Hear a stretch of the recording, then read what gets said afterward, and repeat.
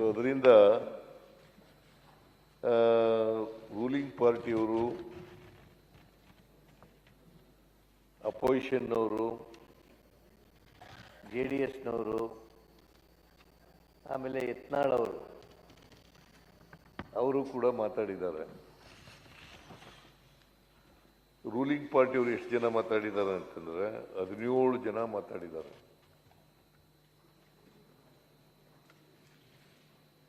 ಸುಮಾರು 7 ಗಂಟೆ 13 ನಿಮಿಷ ಮಾತಾಡಿದ್ದಾರೆ.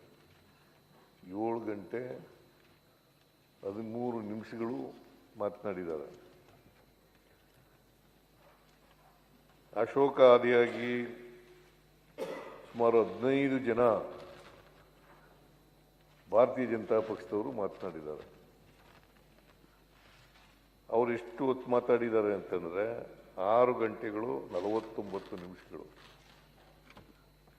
6 ಗಂಟೆ 49 ನಿಮಿಷಗಳು. ರೂಲಿಂಗ್ ಪಾರ್ಟಿಯವರು 7 ಗಂಟೆ 13 ನಿಮಿಷಗಳು. ಆಮೇಲೆ JDSನವರು ಕೃಷ್ಣಪ್ಪ ಪ್ರಾರಂಭ ಮಾಡಿ ಭೀಮನಗೌಡ, ರಾಜುಗೌಡ ಅವರು ಮಾತಾಡಿದ್ದಾರೆ.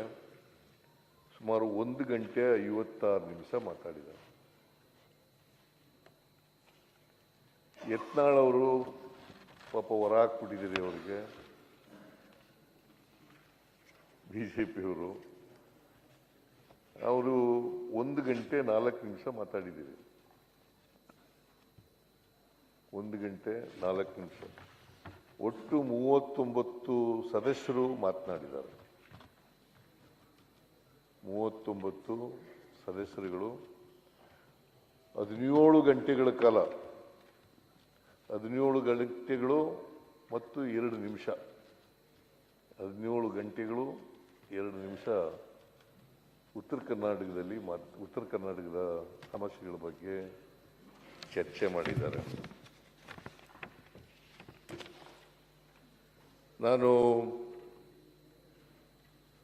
ಅವರೆಲ್ಲರಿಗೂ ಕೂಡ ಯಾರ್ಯಾರು ಉತ್ತರ ಕರ್ನಾಟಕದ ಬಗ್ಗೆ ಮಾತನಾಡಿದರು ಅಶೋಕಾರಿಯಾಗಿ ಎಲ್ರಿಗೂ ಸರ್ಕಾರದ ವತಿಯಿಂದ ಮತ್ತು ವೈಯಕ್ತಿಕವಾಗಿ ಧನ್ಯವಾದಗಳನ್ನು ಹೇಳಲಿಕ್ಕೆ ಬಯಸ್ತಾ ಇದ್ದೇನೆ. ಬಹಳ ಕೆಲವು ಸದಸ್ಯರುಗಳು ಅಶೋಕಾದಿಯಾಗಿ ಉತ್ತಮವಾದಂಥ ಸಲಹೆಗಳನ್ನು ಕೂಡ ಕೊಟ್ಟಿದ್ದಾರೆ. ಆದರೆ ಕೆಲವರು ಸರ್ಕಾರದ ಮೇಲೆ ಏನೂ ಮಾಡಿಲ್ಲ ಅನ್ನೋ ರೀತಿಯಲ್ಲೂ ಕೂಡ ಮಾತಾಡಿದ್ದಾರೆ. ಅವ್ರಿಗೂ ಟೀಕೆ ಮಾಡಿರತಕ್ಕಂಥವ್ರಿಗೂ ಕೂಡ ಧನ್ಯವಾದಗಳು. ಒಳ್ಳೆ ಉತ್ತಮವಾದಂಥ ಸಲಹೆಗಳು ಕೊಟ್ಟಿರ್ತಕ್ಕಂಥವ್ರಿಗೂ ಕೂಡ ಧನ್ಯವಾದಗಳನ್ನು ಹೇಳಲಿಕ್ಕೆ ಬಯಸ್ತಾ ಇದ್ದೇನೆ. ಆಮೇಲೆ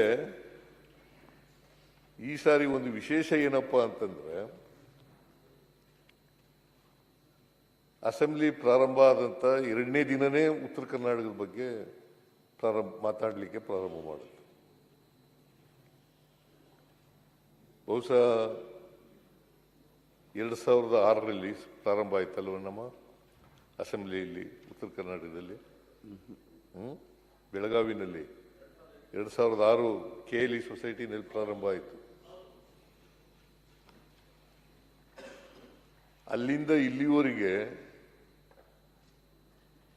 ಅಸೆಂಬ್ಲಿ ಶುರುವಾದ ದಿನ 2ನೇ ದಿನ ಅಡ್ಜನ್ ಆಯಿತು. ಬಹುಶಃ ಅವತ್ತೇ ಪ್ರಾರಂಭ ಆಗ್ತಿತ್ತ ಏನೋ, ಅಡ್ಜನ್ ಆಗೋಯ್ತು. ಮೇಟಿಯವರು ಸತ್ತದ್ರಿಂದ ಅಡ್ಜನ್ ಆಗಿತ್ತು, ಸಿಟ್ಟಿಂಗ್ ಮೆಂಬರು ಸತ್ತದ್ರಿಂದ.